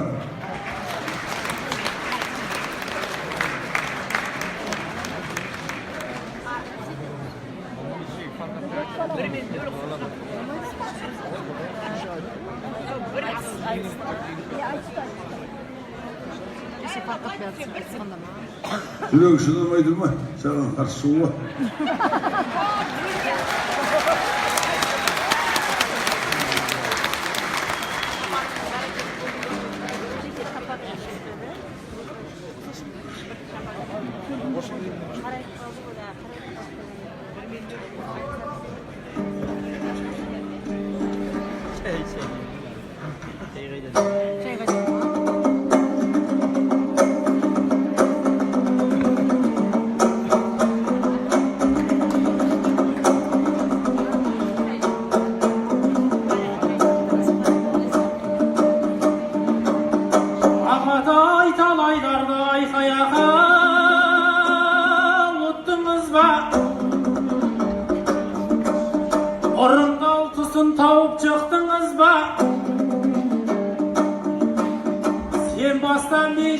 Балам дейді, жасырын бізге айлатықтыңыз ба? Кешеде шай ішем деп кезек бердің, Семейдегі әсемдей мықты қызға. Сонда не 10 жыл бойы үйіңізде жеңешемнен тұзды су жұттыңыз ба? Сахнаға ел жөнін басу емес, шай ішіп қайту үшін шықтыңыз ба? Айқаяқ-ау!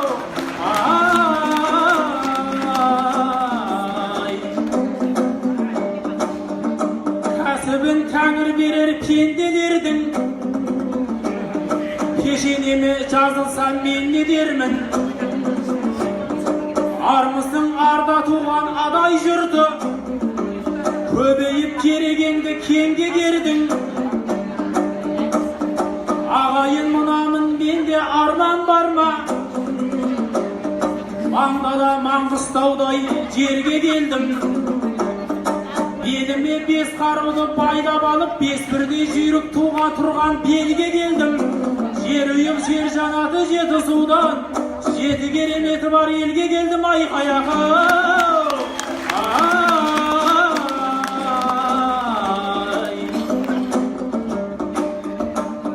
Қырандай тұғырыма қонып тұрмын, Томаға сыпыратын жорық бұл күн. Теңіздің жағасында терең ойлы Мелістей ағамызды жолықтырдым. Алшақтап аламаннан Қайранаға қанша жыл тыңдарманды торықтырдың. Жұрттың бәрі жаңғырып жатқан шақта айтыстың ақтаңдағын толықтырдың.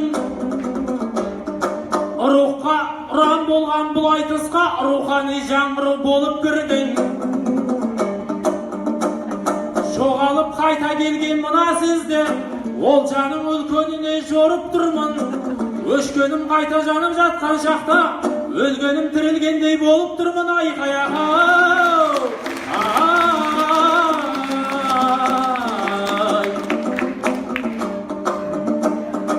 Ағайын сіздерге айтар жырымыз бар, қарсылас мен істеген жұбымыз бар. Азулымен айқасқай шығып тұрған балаға да бір қиқу қылыңыздар. Кешесіз әсемменен айтысқанда, жүректерде емелім гүліміз бар. Шапанды шешіп тастап шығып едің, дегендей сырымызды ұғыңыздар. Бүгін тағы шапансыз келіп болсын, көретін көз айтатын тіліміз бар. Екі күнде екі рет шапан шештім, ағайын бері назар бұрыңыздар. Мынау айтыс жалғасса 3-4 күнге жалаңа шығатығын түріміз бар. Айқаяғы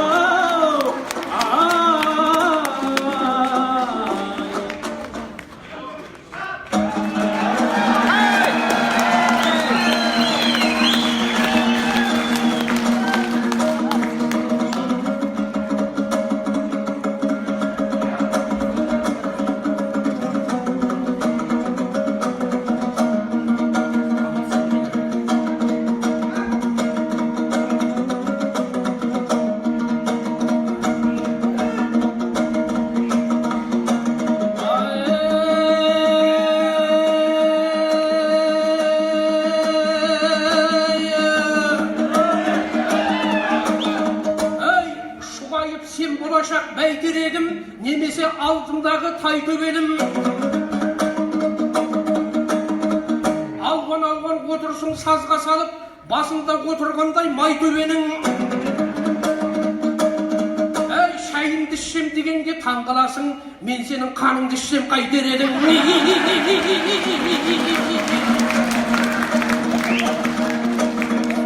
Алдында әлеуметтің мөлдіреймін,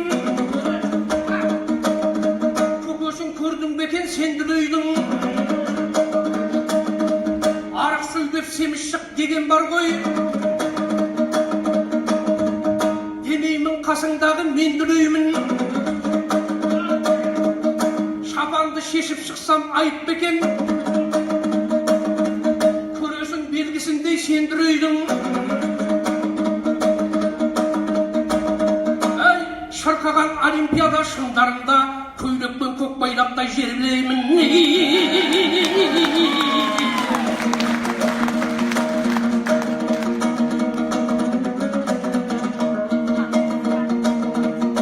Ақылда маңдайыңнан сүйіп жүрсің, басына бақ дәулетті үйіп жүрсің. Бір Алла шапағатсы болсын бізге,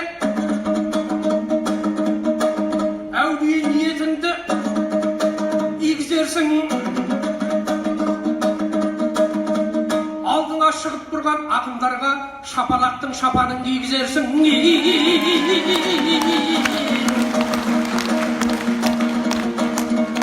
Әлеумет, мен сен үшін әбігермін, жаныңа жалау болған дәрігермін. Ұрпағынан туғызған ұрандерлер, қазақтар ата дейді сабынердің. Жатырда алмаш қылыш жатқызбаған қазақтар ана дейді қабынердің.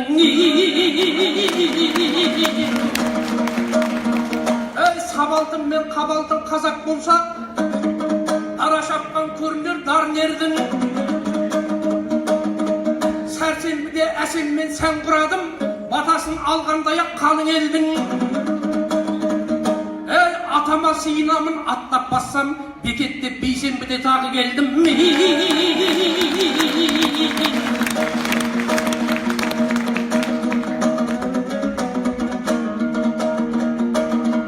Жатырыңды төсеме жатыранға, абыройдан сайласаң атыланға. Шахнаманың отаның шаңдатқандай, патшадай ерлер өткен патронда. Әсия Бергенова жеңешемдей, Аламанның бастығы Ақнарда. Светқали Смағұл Несіпбектей, намазалылар кескен батыронда. Қаламның батырларын айтам саған, тағдыры бір өзінің татронға. Бергенова жеңеше бер қарашы, қарғызымен сөйлессем қапыланба. Қосау жеңешеме қосып қойдық, ағамды тапсырғандай ақыранға.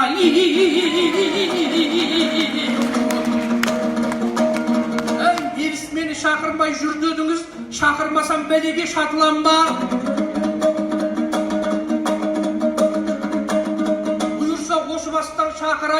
жаздағы тойларымыз жатыр алда.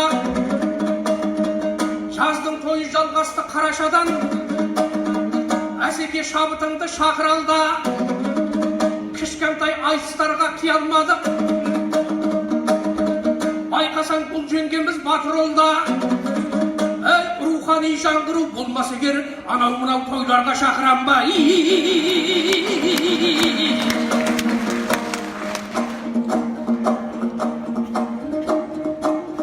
Ағамыз ақыл жырын толғас екен,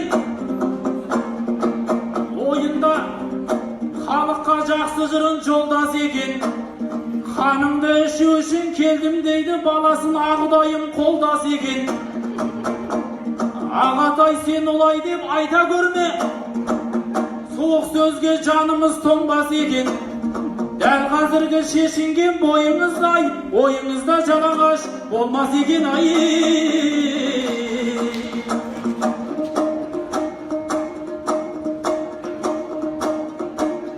Қамырсыз таспен тілдесер, үніңі болған жыр нөсер, меніспен шыққан ақында тап болушы еді бір кесер. Алшаңдап келген талайлар, алшаңдап келген талайлар, қамығып атқа мінгестер. Ай айтыста мынау бүгінгі сынап сойып әніңді, ханыңды шем деп қояр. Жаныңа болар тілгесер, азуы түссе арыстан, ақырығымен күн кешер. Құдайдың келсе бұйрығы, қурайдың өзі құм көсер. Қылыш кеспес сүйелді, қылдырықтай қыл кесер ай. Ағатай теңіздейін, ағамыз теңіздейін, терең екен, өлеңі найзам екен, жебем екен. Сағындырып халықпен қауышатын, мені сағам не деген кереметең. Тек қана қанышы үшін ғана келетұғын, ай ағамның саясаты бөлек екен. Жоғалу жайлағайын, мен сіздерге астарны бір әзілді дерек етем. Аяғыда қартайған бір апамыз шалыменен ұрыса береді екен. Жоғалып кетіп бір күн жаманшалы, әлгі апамыз қайғыға бөгеді екен. Жоғалып кеткен атам 10 күннен соң аман есен үйіне келеді екен. Апамыз ұрысудың орнына әлгі шалын маңдайдан өбеді екен. Кемпірінен керемет құрмет көрген атамыз жақсы ойға енеді екен. Кемпірге жағу үшін анда-санда жоғалып тұру керек деген екен ай.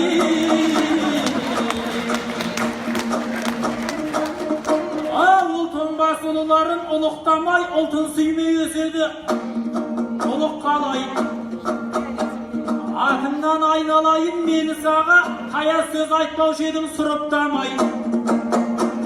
Жасыңнан айтыстарда жасындай боп ақындардың кетімен біріп талай. Ол кезде бұйра-бұйра шашың бар еді, кеше өткен күндерді ұмытпағай.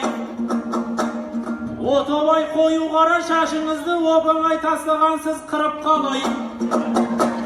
Бірақ сізге бұл түрде жарасады, оған бола көңілді суытпағай.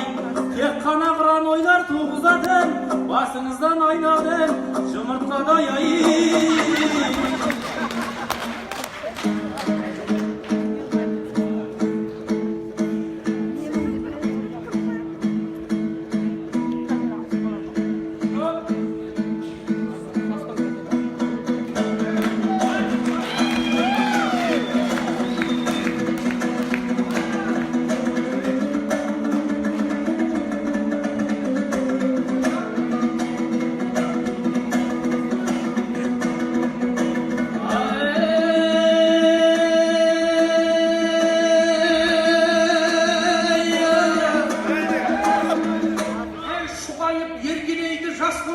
халықтық махаббаттан бас болғасын. Рухани жаңғыру басталғанда көңілің ағаңыздан аш болмасын. Ей шаш шашымды тақырлатып тастап едім, ұялмай көрсететін бас болғасын.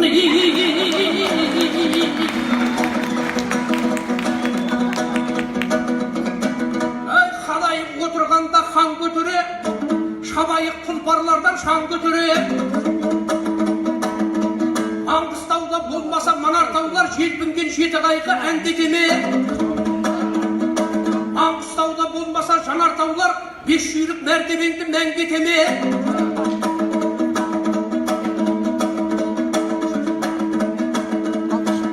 Шұғайып Ермановтың кербизамы бүгінгі айтысыңды сәндетеме. Айтыстың Абылай жүрсін деген алдында дірілдейтін әрмекеме. Әй, өзі көніп бірдеңе деп жатпаса, мен сенің тиіспеймін зам бөпеңе.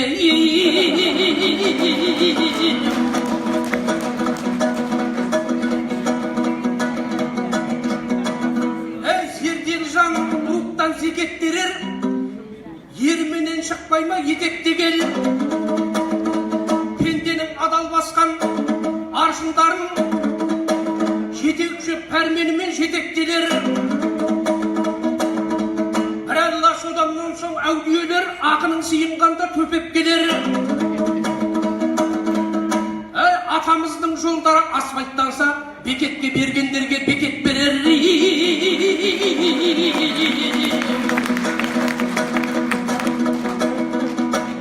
Айлығыңды не пайда аш күткөсін, басқаша кәсіп іздеп бас біткесін. 1% беретін нұр капитал, шаңыраққа сыйласын шаттық кешін. Кәсібі бар адамның нәсібі бар, жатып алып ақшасын жас күтпесін.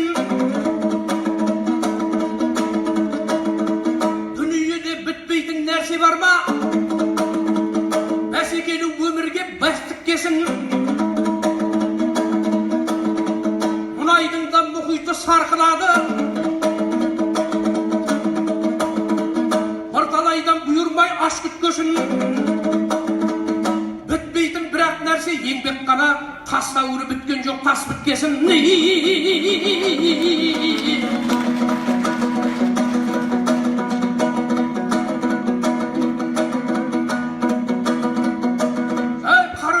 Қамшысын көрім деген, жорға тілген жортақсы төгілмеген. Майқыдай дауласқанды майыстырсам, төреліктің қызғанба төрімменен. Дауласқанның арқасын ашып қара, өңкөбейдің сұрасаң мөрімменен. Қояммен жағаласқан қой басымдай, бүркітіңді мақтама бөрілмеген.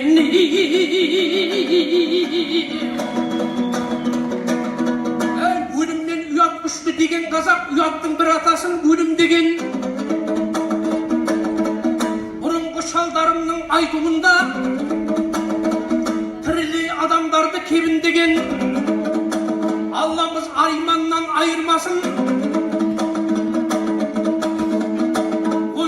осы болсын өнімдінің. Ақындардың даусымен айтып тұр ғой, Төлейтеке Қазыбек төрімдінің. Отпан тауға үшбейді орнатқан біз, топқа түссе қанаты көрінмеген. Жүзіміз үшбейде бөлінгенмен, үшбейіміз 300-ге бөлінбеген.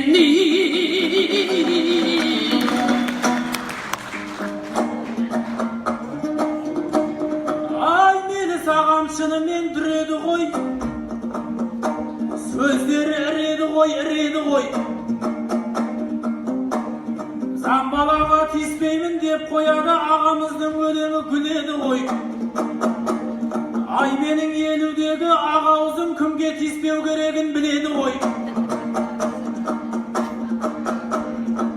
Мені саған жазамды берген екен, аузынан ақыл жырды өрген екен. Мен сенің қаныңды ішем деп айтты ғой. Бұл кісі бір жаман түс көрген екен, Өлгендерді тірілтке келді десем, тұрақымды өтірге келген екен ай. Тарқатып енді айдайын, мақтанатын адайдың, тарихта күні бар, 362 әулие, бекет аптадай пірі бар. Ершабай менен Ербосай, Ердосаң менен Ерғонай, қолынан жаулар қырылар, сүйін қара батыр өткен жер, шыңырауда жатып шынығар. Мұрын жырауым сөйлесе, торыққан адам тынығар, абыл мен ақтан қашаған, ағызған ақық жыры бал, қаныя. Әдебиеттің көгінде әбіштің салған шыңы бар, Себет Қалидың жырына бар қазақ шіркін жуынар. Әр қазақ менің жалғызым деп айтқан сабыр ағаның, бар қазақ сөзін ұғынар. Қырымнан қырық батырындай, Алтай жырласам таусылмас Маңғыстаудағы ұлылар ай. Айқұлап едім қабыл ал, қолға домбыра алғанда, мен істеген сұр мерген, қалың қазаққа жыр берген. Жырға сусаған жандарға, қатты айтсам аға қамығып, қапа боп оған шамданба. Аман есен жүре бер, жамандық көрмей жалғанда, Жамбылдан насып жүзге кет, халықтап ұшып заңғарға. Құдайым сені жеткізсін Жамбыл жетпеген арманға.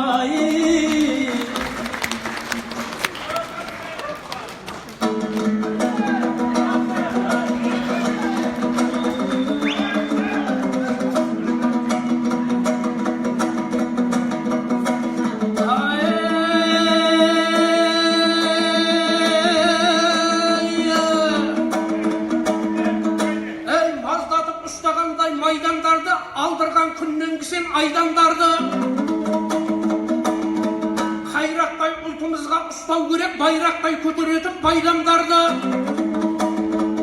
Ақан балық ойнайды нар толқында, қара балық жүзеді қайраңдарды. Аярлығы шықпасын ақырында, басыңа көтергенмен бәйге алғанды.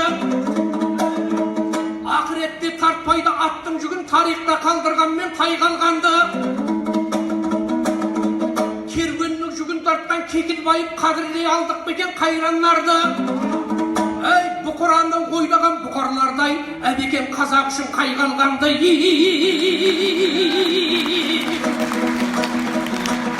Әй, тура бидей қадамын турап басқан мәжіліске мәңгілік сайланғанды. Әбіштің жаралаған әз жүрегін жайлауына тозақтың жаймалдарды. Пайғамбарға итүрді деген сөздер айтақта семірткенде айраңданды. Әй, пайғамбарлар иттерді біледі ғой, иттер қайдан біледі пайғамбарды.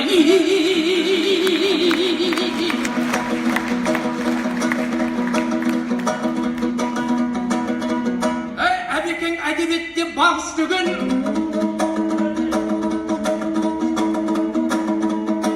жүйріктер мен жасынан жарыс көрін. Келешектен тіл қатқан кейіпкерлер әлемдік жазудағы әдіспенен. Білімі білек тұрмай жүрек тұрған, шыңдалған жазушының жадыспенен. Әй, көк мойнақтар шырқырап көмейінде, шешендей шешілгенде жағыспеген. Әй, тектілігін сұрасаң теге жаумыт, қаталап баратса да қанышпеген. Елбасының ең жақын серігеді, саясаттан саралтын тағыс деген. Жайнаған Маңғыстаудың маңдайында адайдың көзі емес пе әбіш деген. Әй, сайраған тәуелсіздік таңдайында абайдың өзі емес пе әбіш деген.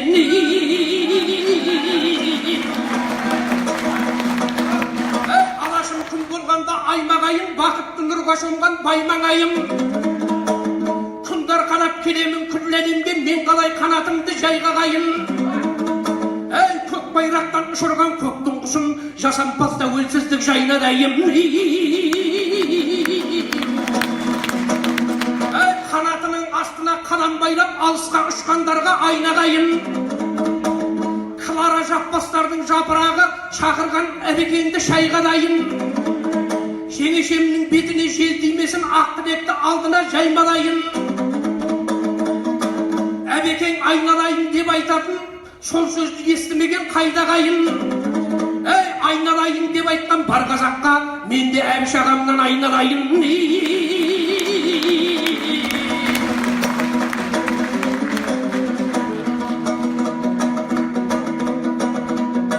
Шабыт деген шырағым түрткеніңдай, ақын болмайды жұрттың құнбай. Шәкіртіңіз шұғайып сезім қандай, жолықтыра бермеңіз киттер қондай. Түріңізден түсініп тұрмын аға, қояйын өйткен болмай, сөйткен болмай. Орнымнан абыроймен қозғалайын, Жигулимен жарысқан жиптей болмай.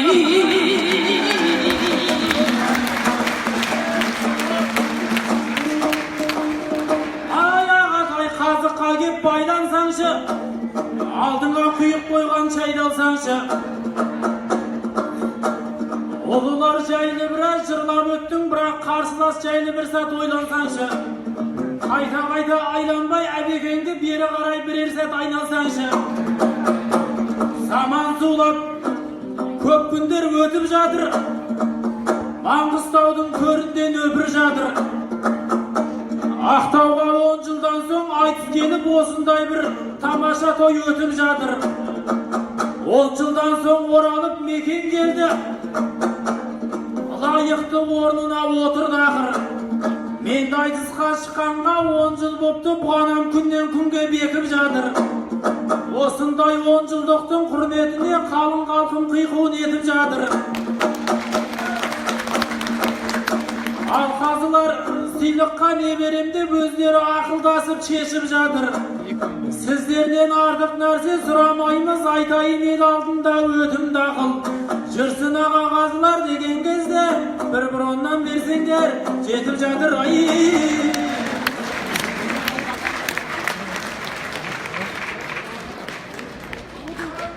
Рахмет, ақындар. Ал мынау көкмайнақ Мерске қандай баға бересіңдер ақындар? 3-2-9. Шұғайып Сезімханұлы Алматыдан кеткен ақын. Әсия не болды, тезді болсын. 5 бәрі 9.